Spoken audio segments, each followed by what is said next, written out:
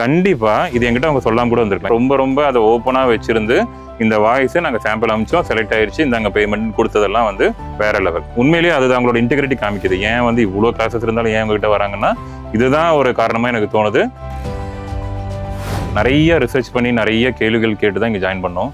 ஆனால் ஜாயின் பண்ணதுக்கு அப்புறம் தான் தெரியுது அங்கே நான் கூட நினைச்சேன் ப்ராக்டிக்கலில் என்ன சொல்லி தந்துருவாங்க அப்படின்ட்டு. பட் ஆனால் அது ஒரு தனி உலகம். அது ஒன்று. இப்போ வீட்டில் வந்து இவனுக்கு ஏதாவது ஆயிடுச்சா அப்படின்னு கேட்குற அளவுக்கு ஹோம் ஒர்க்கு. ஸோ இன்னொன்று எனக்கு இந்த கிளாஸில் ரொம்ப பிடிச்ச விஷயம் வந்து கன்ஸ்ட்ரக்ட் ஆஃப் த கரிக்குலம். அது வந்து வேற லெவல். இன்னைக்கு கூட இது ஒரு கிளாஸ் முடிஞ்சிருச்சு, நிறைய பேர் இது ஆன்லைன் கிளாஸ்லாம் பண்ணுறாங்க. அந்த மாதிரிலாம் இல்லாமல் இன்னைக்கு கூட ஒரு வாய்ஸ் ஸ்பெஷலிஸ்ட் கூட்டிகிட்டு வராங்க, ஒரு டைரக்டர் வராரு. ஸோ அந்த ஃபர்ஸ்ட் ப்ராஜெக்ட் டெஃபினட்டாக ஒரு ரொம்ப ஸ்பெஷல். ஸோ இது என்னன்னா, எனக்கு அந்த வயிற்றுக்குள்ள அந்த பட்டாம்பூச்சி சிறகடிக்குது. ரொம்ப மாதம் ரொம்ப வருஷத்துக்கு அப்புறம் ஒரு நல்ல ஃபீலிங். அப்படியே அந்த அட்ரிலின் ரஷ்லாம் ஆகி, அதான் அந்த கிளவுட் 9 சொல்லுவாங்கல்ல, எதிர்பார்க்கவே இல்லை, செமையா இருந்துச்சு அந்த ஃபீலிங்கு. நான் நினைச்சேன் எனக்கு டப்பிங்லாம் வரவே வராது, நம்ம அந்த வாய்ஸ் ஓவர் ஆடியோ புக் அந்த மாதிரிலாம் பண்ணிடலாங்கிற மாதிரி தான் நான் நினைச்சிட்டு இருந்தேன். பட் இது பண்ணதுக்கு அப்புறம் எனக்கு நான் நினைச்சிட்டு இருந்த ஒரு விஷயத்தையே உடச்சி மாத்திருச்சு. ரொம்ப கான்ஃபிடென்ட் கொடுத்துச்சு. அஸ் அ பர்சன் எனக்கு ஒரு பயங்கர கான்ஃபிடென்ட் வந்துருக்கு. நான் நினச்சி குரல் இருந்தால் போதும் வந்து நம்ம பேசிடலாம், ஆப்பர்ச்சுனிட்டிஸ் கொட்டும் அப்படின்ற மாதிரிலாம் நினச்சேன். அப்படிலாம் இல்லவே இல்லை. இந்த கிளாஸ் நம்மளுக்கு குரல் எப்படி இருக்குங்கிறதுலாம் முக்கியம் இல்லை, குரலை எப்படி யூஸ் பண்ண போகிறதுங்கிறது தான் முக்கியம். இந்த பர்டிகுலர் கிளாஸ் அண்ட் செஷனுக்கு வந்து நாங்கள் ஒரு அம்பாசிடர்ஸாக தான் இருப்போம். எங்கே போனாலும் I will be very proud to put, okay நான் இங்கே தான் படித்தேன், இவர் தான் எனக்கு சொல்லி கொடுத்தாரு, இங்கே தான் நான் வந்து டப்பிங் பண்ணுற சொல்கிறது எனக்கு ரொம்ப பெருமையாக இருக்கும். ஸோ என்னோட ஸ்ட்ரீம் ஆஃப் ஒர்க் பார்த்தோம் அப்படின்னா நான் சேல்ஸில் இருக்கேன். ஸோ எனக்கு இதுக்கும் சம்மந்தம் இல்லை. பட் ஆனால் வந்து குரல் அப்படின்ற ஒரு மூலதனத்தை நம்பி மட்டும் தான் வந்திருக்கேன். நிறைய பேர் குரல் நல்லா இருக்கு, நீ எதாவது ட்ரை பண்ண, அது இதெல்லாம் சொல்லியிருந்திருக்காங்க. நிறைய ரிசர்ச் பண்ணி நிறைய கேள்விகள் கேட்டு தான் இங்கே ஜாயின் பண்ணோம். ஆனால் ஜாயின் பண்ணதுக்கு அப்புறம் தான் தெரியுது அங்கே பேரே அதுக்காக தான் வச்சுருந்துருக்காங்க.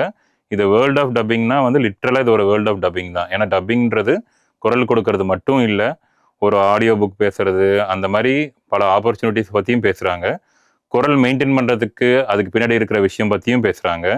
அதை விட முக்கியமாக எங்கெங்கே எப்படி ஆப்பர்ச்சுனிட்டி இருக்குது, எப்படி நம்மளோட ரெஸ்யூம் ப்ரிப்பேர் பண்ணணும், எப்படி நம்மளோட சோஷியல் மீடியா பேஜஸில் வந்து எப்படி நம்ம ஐடி கிரியேட் பண்ணணும், எங்கெங்கெல்லாம் காண்டாக்ட் பண்ணணும், எல்லா விஷயத்தையுமே ரொம்ப கிளியராக சொல்கிறாங்க.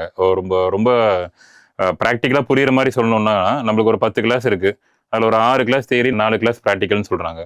நான் கூட நினச்சேன் ப்ராக்டிக்கலில் என்ன சொல்லி தந்துருவாங்க அப்படின்ட்டு. பட் ஆனால் அது ஒரு தனி உலகம். அது ஒன்று. ஆரம்பிக்கும் போது இன்ட்ரோடக்ஷன் கிளாஸு ஒரு 2 மணி நேரம், அதில் நம்மள ஒரு வார்ம் அப் மாதிரி அந்த இன்ட்ரோ கொடுத்துட்டதுக்கப்புறம் ஒரு கிளாஸ்லையும் வேற ஒரு மாதிரியான ஒரு டாபிக்கு சார் கரெக்டாக சொன்னார். ஒரு 3-4 கிளாஸ் முடிஞ்சதுக்கப்புறம் பாருங்கள், இப்போ வீட்டில் வந்து இவனுக்கு ஏதாவது ஆயிடுச்சா அப்படின்னு கேட்குற அளவுக்கு ஹோம் ஒர்க்கு, முக்கியமாக அந்த ஹோம் ஒர்க் வந்து வேற லெவலில் கொடுத்துருந்தாங்க. அப்படியே பார்வையே மாறிடுச்சு. இப்போ நம்ம ஒரு படம் பார்க்குறோம் அப்படின்னா அந்த படத்தில் இது எப்படி டப்பிங் பேசியிருப்பாங்க, என்ன பண்ணியிருந்திருப்பாங்க அப்படிங்கிற மாதிரி மாறுது. ஸோ இன்னொன்று எனக்கு இந்த கிளாஸில் ரொம்ப பிடிச்ச விஷயம் வந்து கன்ஸ்ட்ரக்ட் ஆஃப் த கரிக்குலம். அது வந்து வேற லெவல். ஆக்சுவலாக வந்து இது எப்படி ஒரு லெவலாக எடுத்துகிட்டு போனால் கடைசியாக அந்த 10th கிளாஸ் முடியும் போது கிட்டத்தட்ட எல்லாருமே ஒரு ப்ரொஃபஷனலாக ஆகிறதுக்கு என்ன வேணுமோ. இன்னைக்கு கூட இது ஒரு கிளாஸ் முடிஞ்சிருச்சு, நிறைய பேர் இது ஆன்லைன் கிளாஸ்லாம் பண்ணுறாங்க. அந்த மாதிரிலாம் இல்லாமல் இன்னைக்கு கூட ஒரு வாய்ஸ் ஸ்பெஷலிஸ்ட் கூட்டிகிட்டு வராங்க, எப்படி நம்ம வாய்ஸை மெயின்டைன் பண்ணணும்னு சொல்லித்தராங்க. ஒரு டைரக்டர் வராரு, ஸோ லைவாக ஒரு ஆடிஷன் மாதிரி சொல்லித்தராங்க. ஸோ அதை விட முக்கியமாக ஃபஸ்ட்டு ஒரு மணி நேரம் வந்து நான் டப்பிங் வரும்போது எனக்கு ஒரு ஆட் ஒன்று கொடுத்து அதை வந்து பண்ண சொன்னாங்க. ஸோ நான் சும்மா தான் பண்ணேன். எனக்கு வந்து அந்த ப்ராஜெக்ட் கூட தெரியாது. ஆனால் அது ப்ராஜெக்டாக இருந்திருக்கு, அதில் என்னோட வாய்ஸும் செலக்ட் ஆயிடுச்சு. கண்டிப்பாக இது என்கிட்ட அவங்க சொல்லாமல் கூட வந்திருக்கலாம். எனக்கே சர்ப்ரைஸாக அடுத்த கிளாஸில் உங்கள் வாய்ஸ் செலக்ட் ஆயிடுச்சு அப்படின்னு சொல்லி அந்த கன்ஃபர்மேஷன் கொடுக்கும்போது வேற லெவல். அதெல்லாம் வேற லெவல். உண்மையிலேயே அது அவங்களோட இன்டெகிரிட்டி காமிக்குது. ஏன் வந்து இவ்வளோ கிளாஸஸ் இருந்தாலும் ஏன் உங்ககிட்ட வராங்கன்னா இதுதான் ஒரு காரணமாக எனக்கு தோணுது. எங்கள் வீட்டில் போய் நான் சொன்ன அந்த ஃபீலிங் சொல்கிறேன். நான் ரொம்ப ஹாப்பி ஆகிட்டேன் அன்னைக்கு. ஸோ இது என்னன்னா, எனக்கு அந்த வயிற்றுக்குள்ளே அந்த பட்டாம்பூச்சி சிறகடிக்குது. ரொம்ப நாள் கழிச்சு இப்போ காலேஜ் படிக்கும் போதெல்லாம் வந்து இப்போ நார்மலாக வந்து நம்ம நினச்சிட்டு இருக்கிற ஒரு பொண்ணு நம்மகிட்ட வந்து ஐ லவ் யூ சொன்ன எப்படி இருக்கும், இது எதுலையுமே டிஃபைனே பண்ண முடியாத மாதிரி ரொம்ப மாதம் ரொம்ப வருஷத்துக்கு அப்புறம் ஒரு நல்ல ஃபீலிங். அப்படியே அந்த அட்ரிலின் ரஷ்லாம் ஆகி, ஏன்னா அப்போ கூட நான் நினச்சேன் நம்ம செலக்ட் ஆகிருக்க மாட்டோம் அப்படின்னு. திடீர்னு பார்த்தா அவர் வந்து நீங்கள் தான் செலக்ட் ஆகிருக்கீங்கன்னா, அதான் அந்த கிளவுட் 9 சொல்லுவாங்கல்ல, எதிர்பார்க்கவே இல்லை, செமையா இருந்துச்சு அந்த ஃபீலிங்கு. உண்மையிலேயே அது நான் தேங்க்ஸ் அவங்களுக்கு தான் சொல்லணும். ஏன்னா அந்த டைமில் அவங்க ப்ராஜெக்ட் போட்டு காமிச்சு எங்கிட்ட வாய்ஸ் எடுத்தது ஒரு பெரிய விஷயம்.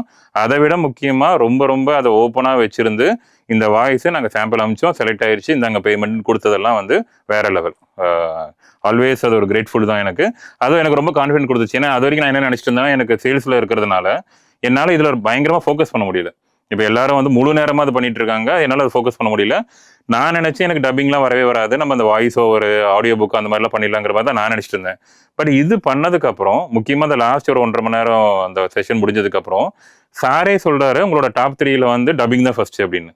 ஸோ விச் இஸ் லைக் எனக்கு நான் நினச்சிட்டு இருந்த ஒரு விஷயத்தையே உடச்சி மாற்றிருச்சு, ரொம்ப கான்ஃபிடென்ட் கொடுத்துச்சு. ஸோ அந்த ஃபர்ஸ்ட் ப்ராஜெக்ட் டெஃபினட்டாக ஒரு ரொம்ப ரொம்ப ஸ்பெஷல் இல்லை என் லைஃப்லேயே அது ஆக்சுவலாக. ஸோ இதில் எனக்கு என்னன்னா இந்த இண்டிவிஜுவல் செஷனில் ரொம்ப முக்கியமாக நான் பாராட்ட வேண்டியது sound engineer John and Mithun. So அவங்ககிட்ட எனக்கு ரொம்ப பிடிச்ச விஷயம் அப்படின்னா, ஏன்னா அவங்க வந்து ப்ரொஃபஷனல் டப்பிங் பேசுகிறவங்கள பார்த்துருப்பாங்க.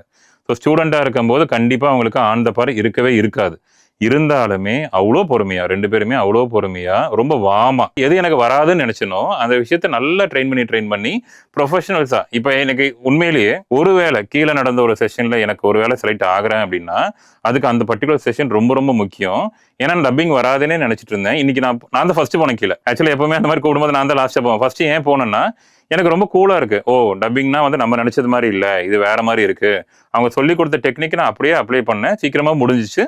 ஆப்வியஸ்லி அவங்க ஒரு கரெக்ஷன் சொன்னாங்க, எடுத்தோன்னே நீ செலக்ட் சொல்லுவோம். செலக்ட் ஆகணும்னு கூட எனக்கு தெரியல, எனக்கு அது தேவையில்லை. பட் ஆனால் எனக்கு ஒரு அஸ் அ பர்சன் எனக்கு ஒரு பயங்கர கான்ஃபிடென்ட் வந்திருக்கு. ஸோ அவர் சொன்ன ரொம்ப முக்கியமான விஷயம் என்ன அப்படின்னா, சில எக்ஸசைஸ்லாம் சொல்லி கொடுத்துருக்காரு.